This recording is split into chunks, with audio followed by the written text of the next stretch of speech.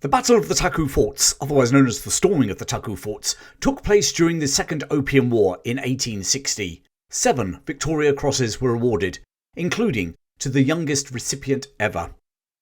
Hi, I'm Chris Green, the History Chap, telling stories that bring British history to life. This story, which is the second of 2 episodes on this Opium War, tells the story of those VC recipients as well as the storming of the Taku Forts in 1860, the British and French occupation of Beijing, and their forcing the Chinese to sign a peace treaty, which still impacts on China's view of the West to this day. Along the way, you will hear about the Emperor of China's summer palace being burned to the ground by the British, including the future General Charles Gordon, and you'll also learn how the future General Sir Garnet Wolseley narrowly missed being beheaded by the Chinese, and how Private John Moyes was beheaded and became a Victorian legend. So if you're ready, let's crack on. This battle, or storming of the Taku Forts, was the culmination of a series of events during the Second Opium War.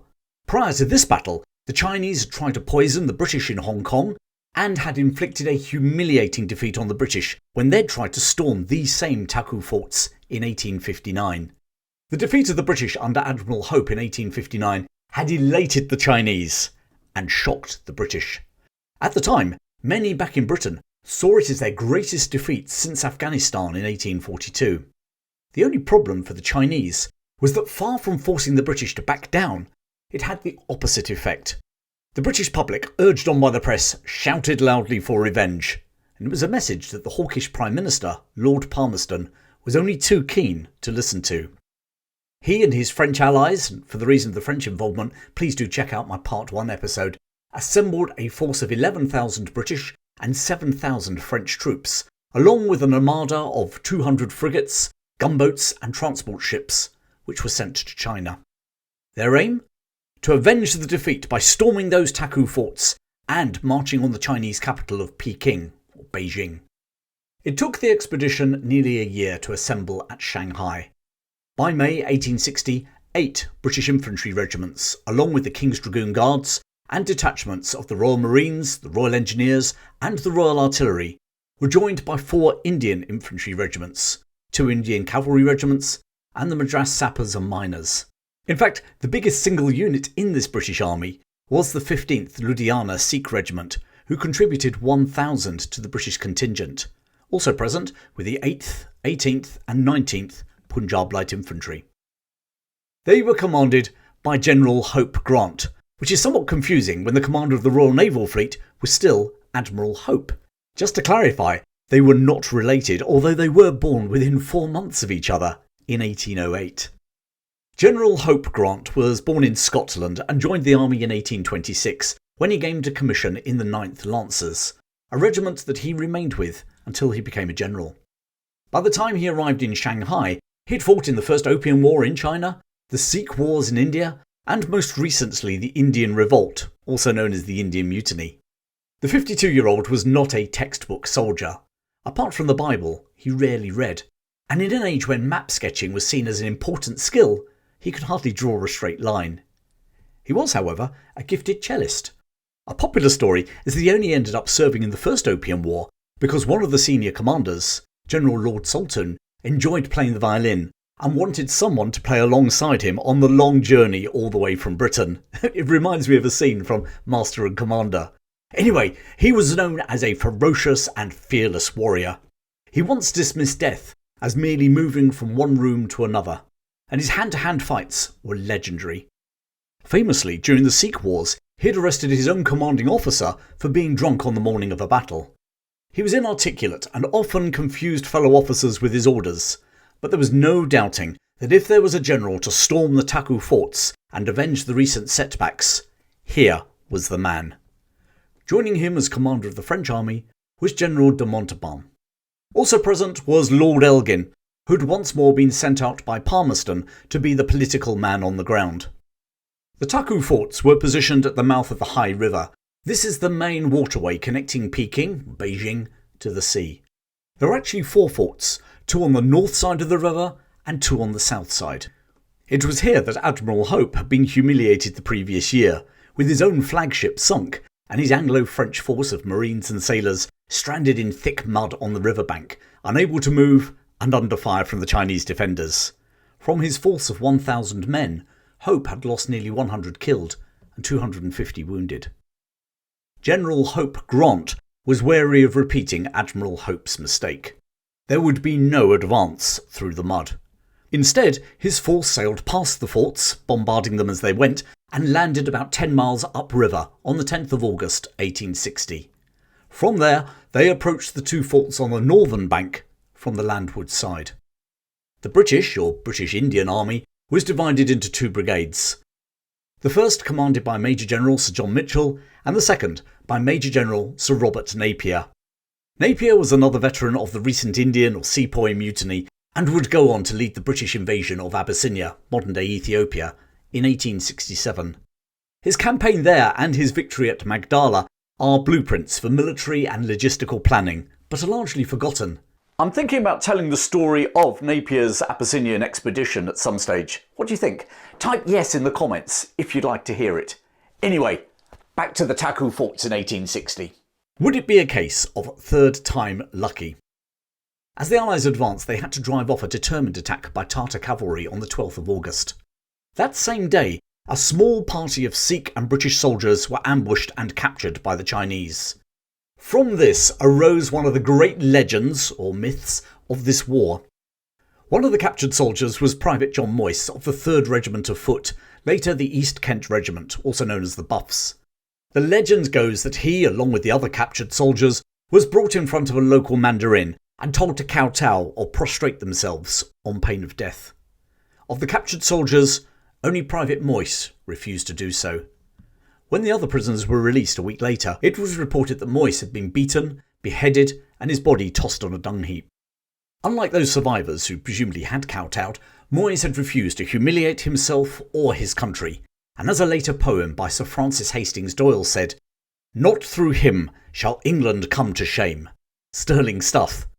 The Chinese claimed that Moyse had not refused because of a sense of patriotism, but because he was drunk and being awkward. They actually claimed he died of alcohol poisoning and hadn't been beheaded at all. Colonel Garnet Wolseley, who as General Sir Garnet Wolseley would end up as Commander-in-Chief of the British Army, was on this expedition. Despite being an uber-patriot and imperialist, Wolseley dismissed the story of Moyse being some sort of martyr for the British Empire. The story, he noted, was told by a fellow prisoner from the 44th Regiment of Foot, who was, Wolseley sourly noted, a very unreliable character. The Manchester Times also carried a report from a doctor accompanying the expedition, who also poured cold water on this story. Nevertheless, the story of a brave, patriotic redcoat refusing to kowtow before the heathen Chinese was a story that the British public wanted to hear.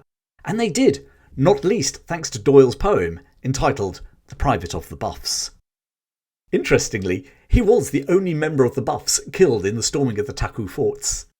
During the night of the 20th-21st of August, the Allied force moved into position in the darkness and positioned their artillery about 600 yards from the walls of the northern forts. The French, who had advocated attacking the southern forts and believed that attacking the northern bastions was folly, only decided to join in the attack at the last minute, so despite their overall numbers in the army, only about 400 men plus 2 artillery batteries took part in the initial attack that morning.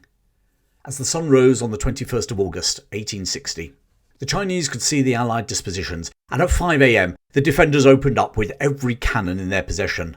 The Allied artillery and navy returned fire, trying to both silence the Chinese guns and breach the walls of the forts. Now the French infantry and the British 67th and 44th Regiments of Foot were ordered to advance with scaling ladders. Their advance was hampered by defensive dikes, many filled with sharpened bamboo stakes. And as they closed in, they came under musket and arrow fire, and on reaching the walls, the Chinese defenders poured caustic lime down onto them. When they placed their ladders against the walls, the Chinese pushed them back, or in some cases pulled them up, thus depriving the British and French of their use. The British would suffer 200 casualties that morning, whilst the French suffered a further 158. 15-year-old apprentice Arthur Fitzgibbon, who was serving with the Indian medical establishment, like the Medical Corps, but was attached to the 67th, now rushed through no man's land to rescue a wounded soldier, and was himself wounded as he pulled that soldier back to safety. Napier now ordered 2 howitzers up to within 50 yards of the main gate and proceeded to bombard it. An officer from the Royal Engineers, along with Hope Grant's aide-de-camp, Major Anson, rushed forward and under a hail of bullets and arrows cut the ropes to the drawbridge. It was like some Hollywood film, with the drawbridge crashing down and the British and the Indian and French troops rushing across into the fort. Except the drawbridge didn't budge. The artillery had, however, managed to punch a hole through the wall nearby. It was now that Lieutenant Henry Burslem of the 67th Regiment of Foot rushed forward.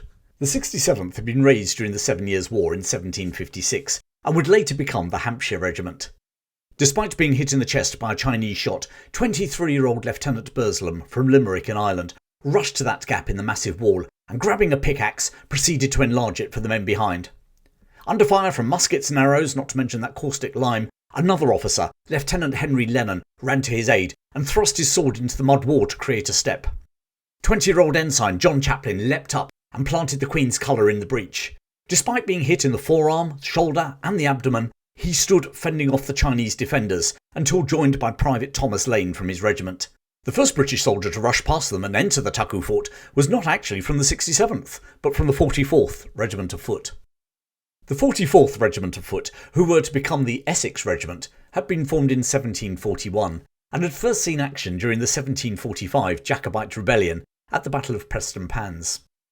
They'd gone on to fight in the American Revolutionary Wars, the French Revolutionary Wars, where they'd served at the Battle of Alexandria in Egypt, the War of 1812 against the Americans, and the Napoleonic Wars, both in the Peninsular Campaign and at Waterloo.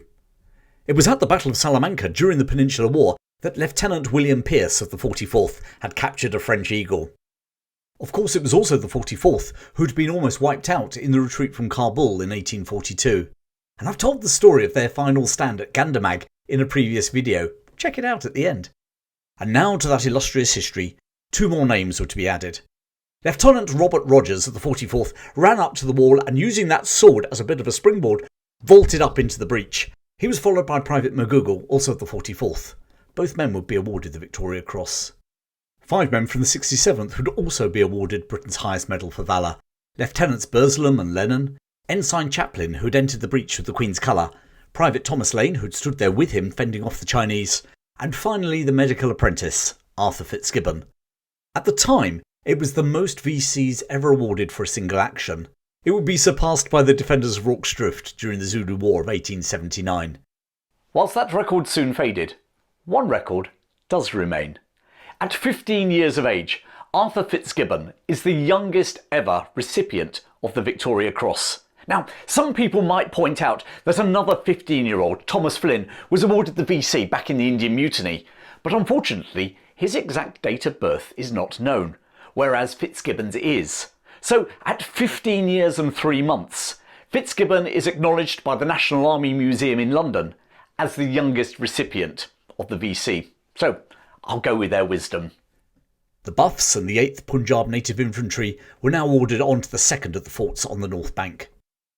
Having been under fire from the naval forces and just seen their fellow fort overwhelmed, the Chinese defenders abandoned their positions.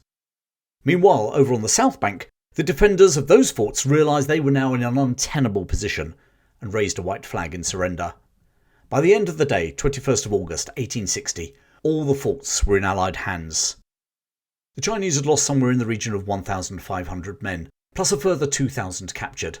They'd also lost over 400 guns. The Allied losses were in the region of 350 dead and wounded. The heaviest casualties had been borne by the 67th Regiment of Foot, with 6 killed and 71 wounded. Whilst not as bad as Admiral Hope's previous effort, those overall Allied casualty figures do bear testament to the ferocity of the defence. Indeed, the British were amazed that some Chinese gunners had manned their guns to the very end. It was only afterwards that it was discovered that their officers had actually tied them to their guns. The Taku Forts were finally in Allied hands, but the war still had some way to go. There would be more battles, more brutality, more destruction, and I'll finish off by exploring those events. The British and French now advanced on the Chinese capital, Peking, now called Beijing. They hadn't gone too far when they received a letter from the Emperor's nephew offering to negotiate. Harry Parkes, who appeared in the last episode, had been brought up from Canton by Elgin due to his extensive knowledge of China and fluency in Chinese. He was now dispatched to a meeting with the Chinese, along with a small escort of a few officers and a troop of Sikh cavalry. But rather than entering into talks, Parkes and his party of 36 were seized and bound by the Chinese.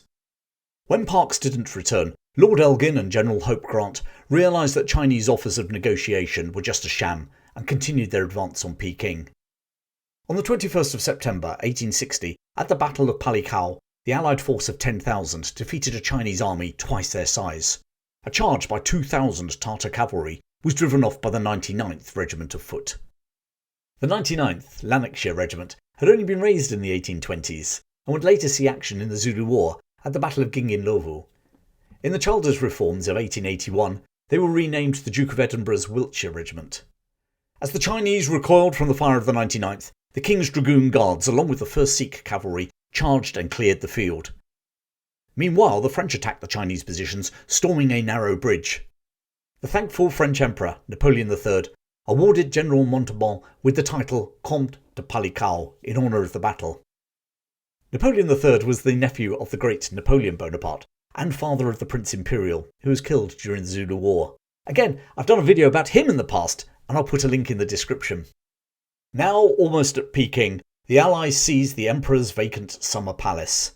The name palace doesn't really do it justice. We're not talking about a single building, but a series of buildings, more like a small city than Buckingham Palace. The French, who arrived first, looted the complex completely. There wasn't a lot left when the British turned up, but they joined in plundering what little remained. Elgin was appalled by the destruction, but he was even more appalled when Harry Parkes arrived, having been released from captivity. However, 16 of his party had not been so fortunate. Most had died whilst being tortured. One officer, Captain Brabazon, had been beheaded. Brabazon must have rued his misfortune. He had eagerly volunteered to join Parkes because the officer who should have been accompanying the consul was lacking behind sketching maps of the terrain. And that officer's name? Garnet Wolseley. How history may have been very different if it had been Wolseley who had been beheaded. No Red River expedition in Canada, no Ashanti War in modern-day Ghana, certainly no Ashanti ring of officers around Wolseley, no Tel el-Kebir in Egypt. And I wonder what would have happened to the attempts to rescue Charles Gordon in Khartoum if Wolseley hadn't been in charge. Or indeed, whether Gordon would have gone at all. And I guess that Gilbert and Sullivan might not have had a model for their modern Major General in Pirates of the Penzance. It's those small moments that make history as much as the big events. Elgin wanted to extract revenge from the Chinese for the torture and murder of the men accompanying Parkes to that peace meeting.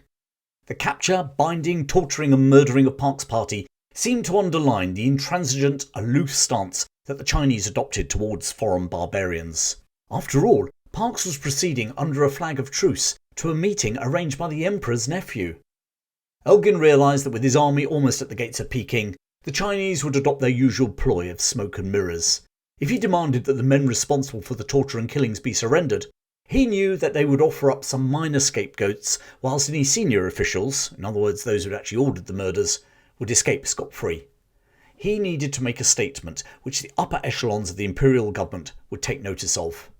And so, despite his previous horror at the looting, he ordered the Summer Palace to be burnt to the ground. It took 2 whole days to set fire to the whole complex. One British officer in charge at the sacking was a 27-year-old captain from the Royal Engineers, Charles Gordon, the future Gordon of Khartoum. Despite doing his duty, he wrote to his mother that he was appalled at the destruction of the magnificent buildings. On the 13th of October, General Sir Robert Napier marched into Peking through a gate that the Chinese had surrendered. There would be no fighting in the imperial capital. Accompanied by Harry Parkes, they rode through a silent city as ash from the burning summer palace slowly drifted down like snow. Just over a week later, on the 24th, Elgin himself entered the city in a procession of over 600 soldiers and 100 officers, led by a detachment of cavalry.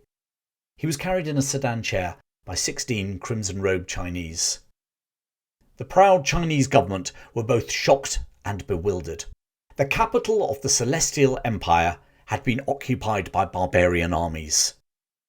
The Emperor, who had vacated Beijing long before the Allied armies had drawn anywhere near, sent his younger brother, Prince Kong, to begin negotiations in earnest. When the 37-year-old prince met Elgin, he was suddenly spooked when a photographer stepped forward and pointed his camera at the men. Once he was assured that it wasn't a gun, he acquiesced to having his photo taken. Unfortunately for history, the photographer botched the shot, and whilst Prince Kong later sat for another photo, we have no photo of this historic meeting between Prince Kong and Lord Elgin. The ensuing Convention of Peking confirmed and extended the Treaty of Tientsin signed 2 years previously.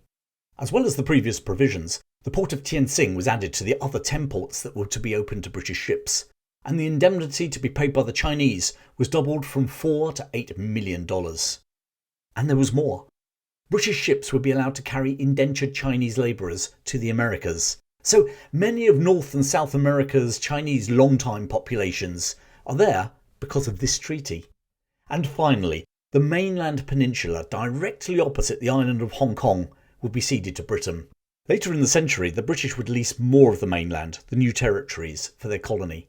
And it was this lease that ran out in 1997 when the British handed Hong Kong back to China. So in theory, as the island and this tiny portion of Kowloon up to Boundary Road, for those of you who know Hong Kong, were not covered by the lease, they could have been retained by Britain.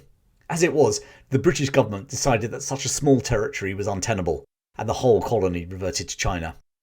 Back to 1860. The Allied armies stayed in Peking until the reparations were paid in November, and then departed. The animosity and sense of grievance amongst the Chinese at this and other so-called unequal treaties did not depart so easily. 40 years later, it would result in the Boxer Rebellion, that Chinese nationalist rising, and the plight of the besieged Western legations or embassies in Peking provided the backdrop for the 1960s film 55 Days at Peking, starring David Niven, Charlton Heston and Ava Gardner. So as you can tell from my 2 episodes on the Second Opium War, it was a long story. Actually, it's been a whole series of sub-stories, hasn't it? You know, the attempted mass poisoning of the British in Hong Kong in episode 1, Admiral Hope's disastrous attempts to storm the Taku Forts in 1859, and Josiah Tatnall, the American, coming to his rescue. General Hope Grant's successful storming of those same Taku Forts in 1860, and 7 Victoria Crosses awarded in that single action. General Garnet Wolseley missing execution because he was making some sketches. The sacking of the Summer Palace. The unequal treaties of both Tientsin and Peking, and all those incredible characters from 19th century British history. Charles Gordon, Jackie Fisher, General Gerald Graham, the hero of El Teb and Tamai in the Sudan campaign. And there are so many more. I mean, what happened to Admiral Hope? Or General Grant? Or Harry Parkes? And what about the men awarded the Victoria Crosses? Well, let me tell you now. But before I do so, I just want to say thanks to Charles, Darren and Michael for supporting my members channel. The much maligned Admiral Hope somehow managed to restore his reputation and remained in the Royal Navy. Somewhat ironically, based upon his experiences at the Taku Forts, he would then serve alongside the Imperial Chinese Army during the suppression of the Taiping Rebellion, where he'd once again be wounded in the leg. Another British officer serving the Imperial Chinese during the Taiping Rebellion was Charles Gordon. It was from this conflict that he would earn the nickname Chinese Gordon. He more famously ended up in Khartoum, and I've told his story in another episode. Admiral Hope would die aged 73 near Linlithgow, Scotland in 1881. General Hope Grant would return to Britain and a hero's welcome. Following a stint as Commander-in-Chief of the Madras Army in India, he would end up as Quartermaster General of the British Army and Camp Commandant at Aldershot. In these 2 positions, he reformed army manoeuvres and introduced both war games and military lectures. He was a major influence on his successor, Garnet Wolseley. General Grant died in 1875. Lord Elgin would serve as Britain's first minister or ambassador in Peking, before being appointed Viceroy of India in 1862. Immersing himself in his new role with his usual mixture of decency and hard work, he would die from a heart attack the following year. Of the Victoria Cross recipients, Robert Rogers, the first man to leap into the breach at the Taku Forts in 1860, would go on to command the 90th Regiment, the Cameronians, during the Zulu War, and died peacefully in Berkshire in 1895. Lieutenant Edmund Lennon of the 67th died in 1893 at the age of 52. He is buried at Kensal Green Cemetery in London, which is almost like a hero's corner from British history. You will find Isambard Kingdom Brunel, William Makepeace Thackeray, and early computing pioneer Charles Babbage. Also buried at Kensal Green is Admiral Sir George Eliot, who you may recall commanded the Royal Navy during the first part of the First Opium War. From the modern era, Kensal Green also contains the ashes of Christine Keeler from the Profumo affair, celebrity chef Gary Rhodes, and actor Alan Rickman, Professor Snape from Harry Potter, as well as Hans Gruber in Die Hard, and the almost pantomime-style Sheriff of Nottingham in Kevin Costner's Robin Hood. The other officer from the 67th to win the Victoria Cross at the Taku Forts, Lieutenant Nathaniel Burslem, left the army and emigrated to New Zealand, where he drowned in a canoeing accident. The oldest survivor was Ensign John Chaplin, who planted the Queen's colour on the breach. He would eventually rise to the rank of colonel and died, aged 87, at Market Harbour in Leicestershire in 1920. Arthur Fitzgibbon, the youngest ever recipient of the Victoria Cross, stayed in the medical section of the Indian Army and rose to become an apothecary, before dying at Delhi in 1883. He was just 37. And what are the two Britons who played such an instrumental role at the outbreak of the war, right at the beginning of this story in episode 1? Sir John Bowring left a legacy in Hong Kong with his establishment of the Botanical Gardens. Once his tenure as governor ended, he returned to Britain. En route, he was shipwrecked on a coral reef in the Red Sea. He later headed up a government trade mission to Italy, but his health started to decline due to the effects of that arsenic in the bread all those years before in Hong Kong. He died in his native Exeter in 1872. Harry Parkes spent the rest of his life serving Britain as a diplomat in East Asia.